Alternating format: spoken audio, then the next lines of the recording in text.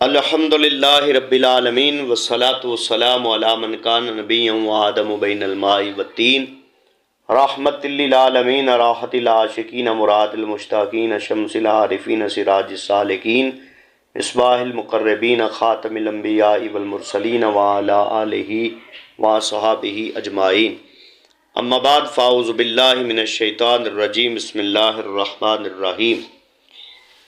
سامعین و ناظرین، آج کل ہم وہ احادیث پڑھ رہے ہیں جن میں نبی رحمت صلی اللہ علیہ وسلم نے مختلف اعمال پر جنت کی بشارت دی ہے۔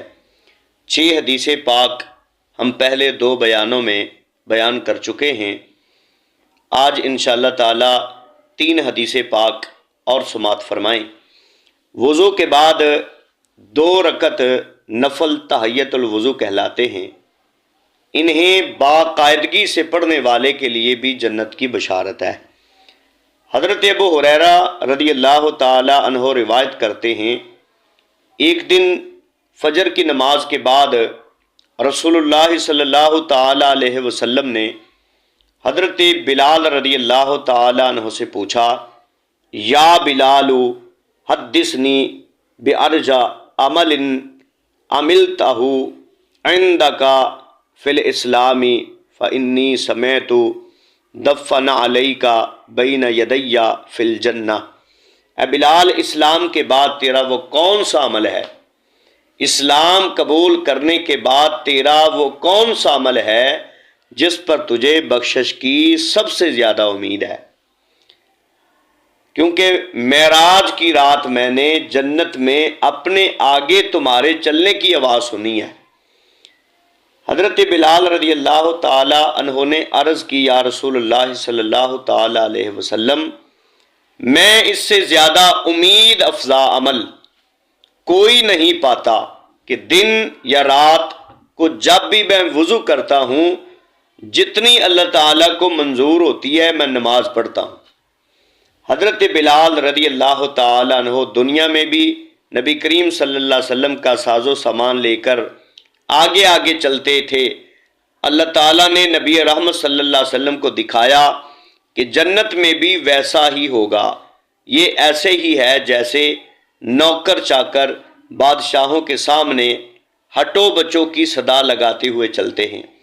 اس حدیث سے پتہ چلا نبی کریم صلی اللہ تعالی علیہ وسلم کو اللہ تعالیٰ نے آپ کے خادموں کے انجام سے خبردار کیا ہے۔ آپ جانتے ہیں کون جنتی ہے اور کون دوزخی ہے، کون جنت کے کس درجے میں ہے، نبی کریم صلی اللہ علیہ وسلم یہ بھی جانتے ہیں۔ اس حدیث سے حضرت بلال رضی اللہ تعالیٰ عنہ کی فضیلت بھی ثابت ہوئی اور ان کا جنتی ہونا بھی ثابت ہوا۔ یعنی وضو کر کے 2 رکعت نماز نفل تحیۃ الوضو کے پڑھنے والا ہمیشہ جو پڑھتا ہے، جب بھی وضو کرتا ہے، مکروہ وقت نہ ہو، تو اللہ وحدہ لا شریک اس عمل کی وجہ سے اس کو جنت عطا فرمائے گا۔ دوسری حدیث پاک، وہ عورت جو اسلامی احکام کی پابندی کرے اور شوہر کی خدمت گزار اور فرما بردار ہو اور عفت اور پاک دامنی اختیار کرے، جنت میں جائے گی۔ نبی کریم صلی اللہ علیہ وسلم نے ارشاد فرمایا، جو عورت نماز 5 گانا ادا کرے، ماہ رمضان کے روزے رکھے، اپنی شرمگاہ کی حفاظت کرے اور اپنے شوہر کی اطاعت کرے، اسے قیامت والے دن کہا جائے گا، دخلت من ای ابواب الجنتی شاءت، جنت کے 8 دروازوں میں سے جس سے چاہے جنت میں داخل ہو جائے۔ عورت کے لیے شوہر کی اطاعت بہت ضروری ہے۔ اللہ اور رسول صلی اللہ تعالی علیہ وسلم کا صریح حکم ہے۔ شریعت اسلامیہ نے گھر میں بیوی پر شوہر کو حکمران بنایا ہے۔ نیک اور صالحہ عورت وہی ہے جو اپنے شوہر کی اطاعت اور فرما برداری کرے۔ عورت پر اللہ تعالیٰ اور اللہ کے رسول کے بعد سب سے بڑا اور اہم حق اس کے شوہر کا ہے، لہٰذا مسلمان خواتین کو اپنے شوہروں کے حقوق کا خاص خیال رکھنا چاہیے۔ عورت پر اس کا شوہر راضی ہوگا تو اللہ تعالیٰ بھی راضی ہوگا، اور شوہر ناراض ہوگا تو اللہ تعالیٰ بھی راضی نہیں ہوگا۔ لیکن یاد رہے کہ شوہر کی اطاعت صرف جائز اور مشروع کاموں میں ہوگی۔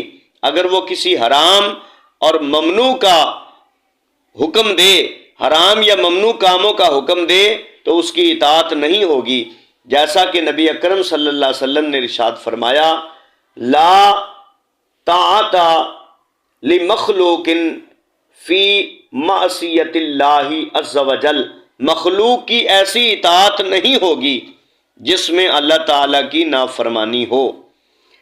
تیسری حدیث پاک، حج مبرور جنت میں جانے کا سبب ہے۔ نبی کریم صلی اللہ علیہ وسلم نے ارشاد فرمایا، عمرہ ان تمام گناہوں کا کفارہ بن جاتا ہے جو موجودہ اور گزشتہ عمرہ کے درمیان کیے ہوتے ہیں۔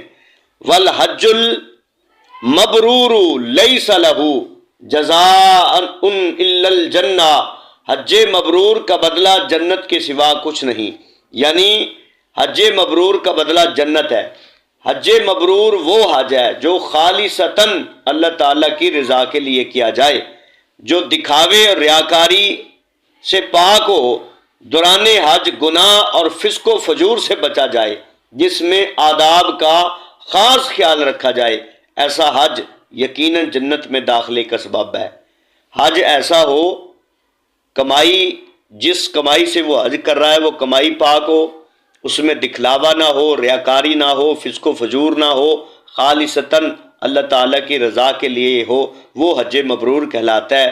حج مبرور جو ہے وہ جنت میں لے کے جائے گا۔ آخر میں دعا ہے، اللہ تعالیٰ ہمیں عمل کی توفیق عطا فرمائے، دین دنیا کی خیر عطا فرمائے۔ جو کہا اور سنا ہے اس کا ثواب ہم اپنے مرحوم مسلمان بہن بھائیوں کو ایصال ثواب کرتے ہیں، اللہ تعالیٰ ان کے درجات بلند فرمائے، ان کی لاتعداد بخشش فرمائے، آمین ثم آمین۔